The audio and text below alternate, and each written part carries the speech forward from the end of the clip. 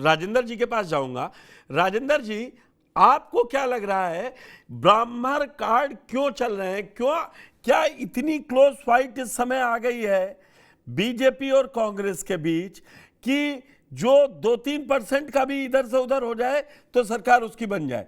मैं पार्टी के दावों पर बात नहीं कर रहा हूं, मैं जमीनी उस पर, क्योंकि जो चुनाव उठा था और जब चुनाव चला है और जब 1 अक्टूबर को जब हम लोग बात कर रहे हैं, तो अभी ऐसा नहीं लग रहा है कि कोई रेस में बहुत आगे है या कोई बहुत पिछड़ा हुआ है। आपको क्या लग रहा है, ये ब्राह्मण कार्ड सोच समझ के खेला गया है? नहीं, देखिए वो तो है ही कि ये कोशिश करते हैं कि जाट वोट बैंक बड़ा इनके साथ है, कांग्रेस के साथ, तो वो सोचते हैं कि और वर्गों के भी वोट उनके साथ जुड़ जाए। अभी सुरजेवाला जी ये कार्ड ले आए, यूपी का कार्ड यहाँ चलाने की कोशिश की उन्होंने, पर इससे पहले रोहतक में भूपेंद्र हुड्डा जी ने एक ब्राह्मण सम्मेलन करवाया और उसमें ये घोषित किया कि हम डिप्टी सीएम बनाएंगे ब्राह्मण समुदाय से। हालांकि शैलजा जी और दूसरे जो उनके विरोधी हैं हुड्डा जी के, उन्होंने इस बात का विरोध कर दिया। उन्होंने कहा जी कि डिप्टी सीएम का फैसला भी हाई कमान करेगा, ये कोई बीच में तय करने वाले नहीं है। तो ये कार्ड चलते रहे हैं। ये होता है कि एक बड़ा vote bank, Jat vote bank हमारे साथ है और निश्चित तौर पर वो कांग्रेस के साथ है, और वो भूपेंद्र हुड्डा की वजह से जाट वोट बैंक एक बड़ा हिस्सा उनके साथ है।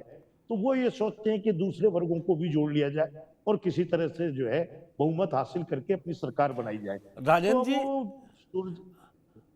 हाँ जी, आंकड़े जो कहते हैं 2014 से 24 के बीच में ब्राह्मणों ने एक तरफा वोट डाला है, तो ये डबल चोट नहीं दे रहे हैं कि लॉ एंड ऑर्डर के जो बीजेपी के बड़े फेस है सीएम योगी, उनको ब्राह्मण विरोधी बताकर कि उत्तर प्रदेश में उन्होंने जानबूझ के इतने एनकाउंटर करवा दिए, ये सारा खेल रचा है, तो इससे कुछ वोटर इधर से उधर होगा? हरियाणा में है बहुत कम परसेंटेज में, अगर आप जाट के कंपैरिजन में देखें, दलित के कंपैरिजन में देखें, लेकिन वो 8% भी खेल कर सकता है 15 सीटों पर।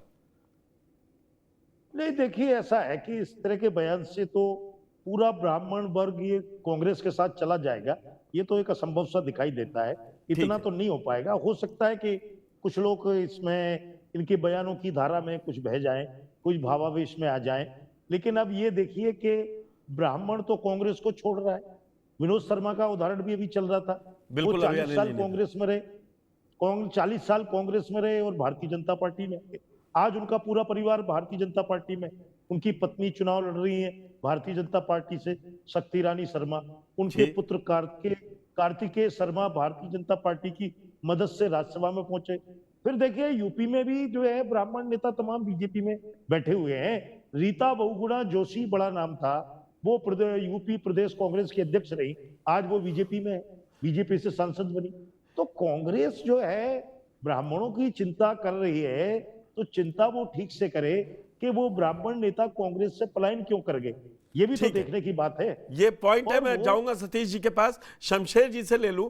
शमशेर जी, सतीश बंसल जी ने बड़े सीधे आरोप लगाए, बोले इन सब चक्करों में मत पड़े बीजेपी, ये बताए वो अपने किन मुद्दों पर लड़ रही है। उन्होंने खट्टर सरकार के 9 साल का सब गिनाते हुए कहा फिर चेंज क्यों कर दिया खट्टर साहब को। और जो अब भी कांग्रेस की स्ट्रेटेजी देखिए, जो ब्राह्मण आपके साथ था, क्योंकि जो अभी तक के हैं वो नतीजे बताते हैं 14 से 24 के बीच में जो 4 चुनाव हुए उसमें आपको मिला है, तो जो क्लोज फाइट अभी हमको लग रही है, हम किसी को नहीं बोल रहे हैं कि ये जीत रहा है या हार रहा है, तो इसीलिए वो ब्राह्मण वोट बैंक पे अटैक कर रहे हैं। देखिए, मैं सर्वप्रथम तो ये बता दूं आपके चैनल के माध्यम से कि भारतीय जनता पार्टी इस तरह के कार्ड नहीं खेलती, कांग्रेस की तरह ये जात पात की राजनीति नहीं करती। भारतीय जनता पार्टी विकास की बात करती है और भारतीय जनता पार्टी विकास को ही आगे रख के हरियाणा में चुनाव लड़ रही है।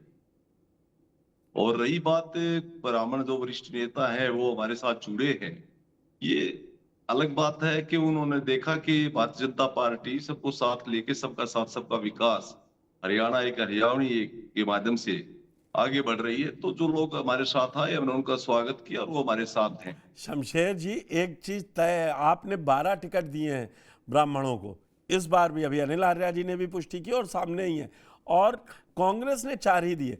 आप एक फ्लैग तो तैयार कर रहे हैं। जिस तरीके से राजेंद्र जी ने कहा कि जाट वोटर एक तरीके से अभी कांग्रेस की तरफ झुकता हुआ दिखाई दे रहा है, तो क्या आपको इसमें कुछ डेंट लगता हुआ दिख रहा है अपने ब्राह्मण वोटर में? जो सुरजेवाला खुद कह रहे हैं कि मैं सफेद पहनता हूं, लेकिन पूरा जो भगवा कपड़े पहनने से नहीं, जो भगवा अंदर से होता है, इसलिए मैं वो हूं, मैं कोई गलत काम नहीं करता हूं, ना ये इनकाउंटर, ये उन्होंने लंबा ब्राह्मण सम्मेलन में बोला है। देखिए, सुरजेवाला साहब जो है वो बड़े कांग्रेस के बड़े लीडर हैं, लेकिन झूठ की सफाई से बोलते हैं। ये उनको तो एक बहुत कांग्रेस की तरफ से काफी बार इनाम मिला है इसके लिए, और जिस प्रकार से वो हरियाणा में उनकी बात का कोई ध्यान नहीं देता, क्योंकि पिछले 10 साल की राजनीति में तो बिल्कुल ही वो ऐसे हाशिए पे आ गए हैं कि आज न भूपेंद्र सिंह हुड्डा पूछता है, ना कोई जनता पूछती है उनको। और कांग्रेस में भी राज्यसभा के सदस्य बने, वो राजस्थान में जाके बने, तो ये बात भी हरियाणा के लोगों को पता है, उनकी बात का कुछ ज्यादा सा कोई ध्यान नहीं देता। सतीश जी, वो कह रहे हैं, बीजेपी, शमशेर सिंह सीधा आरोप लगा रहे, बोले हम जात पात की राजनीति जो बीजेपी करती है उसको नहीं करते हैं, हम सीधे विकास के मुद्दे पे चुनाव लड़ रहे हैं और हम जीत के आएंगे तीसरी बार भी। मेरे आदरणीय साथी बीजेपी ये शमशेर जी ने, मुझे इनकी बात की आपने खुद पूरे देश ने देखा, प्रधानमंत्री जी भरे मंच से ओबीसी बताते हैं, इनके सारे नेता अपनी अपनी जात बताते हैं। ये तो पूरे देश ने देखा है ना चौहान जी। नहीं, पोस्टर लगाए, बोले पिछली सरकार में। लेकिन मैं उन चर्चाओं में नहीं जाना चाह रहा।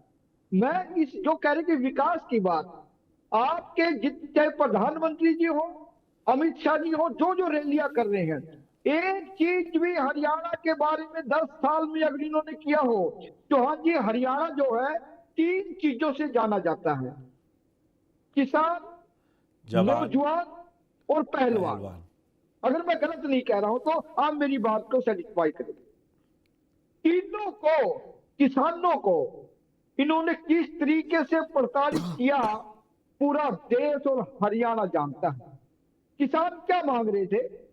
अपनी एमएसपी की गारंटी मांग रहे थे। तो इन्होंने क्या लोकतंत्र के अंदर चौहान साहब किसी को विरोध करने का या दिल्ली आने का क्या राइट नहीं है क्या?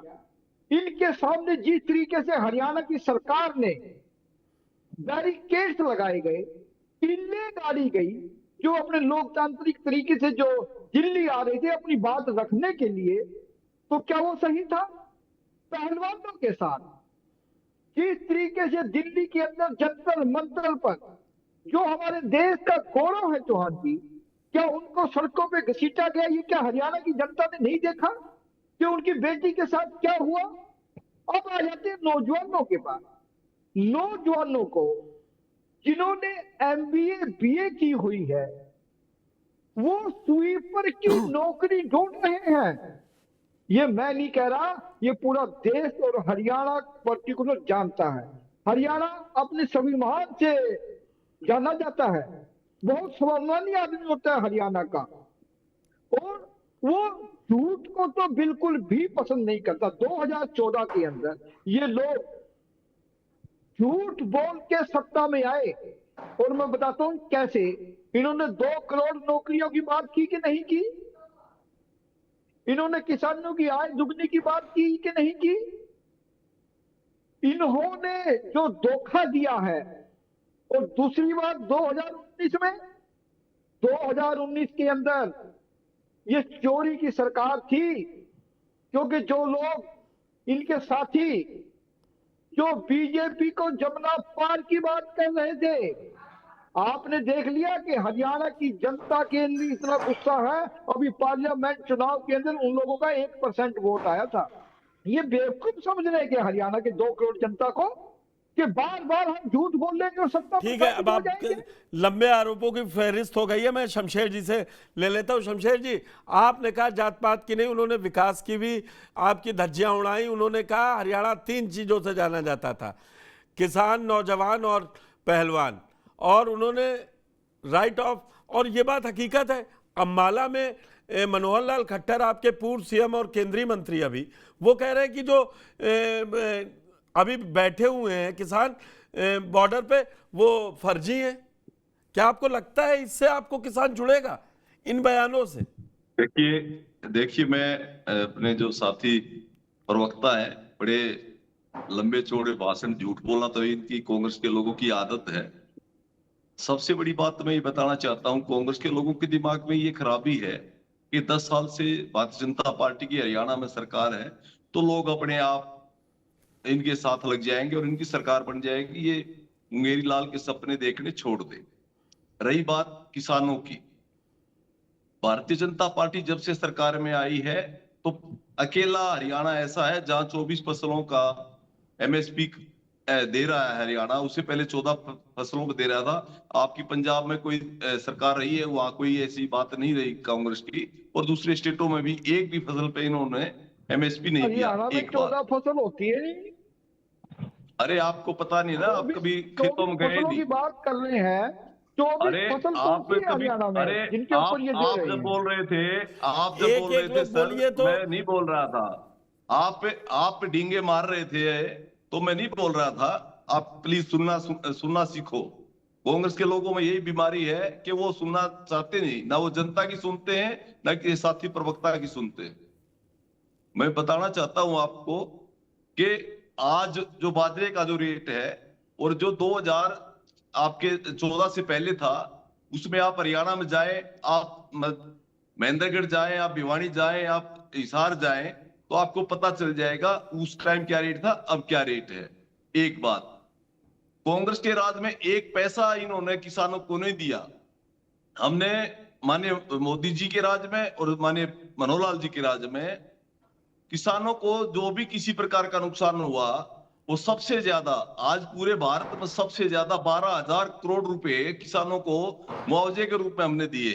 भाव भावांतर योजना लागू की है, और ये 2-2, 4-4 रुपए के चेक देने वाले ये भूपेंद्र आप सिंह भी हुड्डा मान के रहे हैं, नुमाइंदे, ये आप भी मान रहे नहीं। हैं जो अंबाला बॉर्डर पे बैठे हैं किसान, वो फर्जी हैं, जो मनोहर लाल खट्टर जी कह नहीं रहे हैं? हमने, नहीं मनोहर लाल जी ने ये नहीं कहा, आप इसको अलग दिशा में देख रहे हैं। उन्होंने ये कहा जो किसान है वो भारतीय जनता पार्टी से जुड़ा हुआ है, और भारतीय जनता पार्टी जिस प्रकार से, चाहे वो एमएसपी की बात हो, भाव भावांतर योजना की बात हो, जो भाव मंत्र है उसको देने की बात हो, और हमने एक फसल का जो ब्यौरा है उसके तहत हम किसान को समय पर पैसे देते हैं। कांग्रेस के राज में शमशेर गन्ने की जी, पेमेंट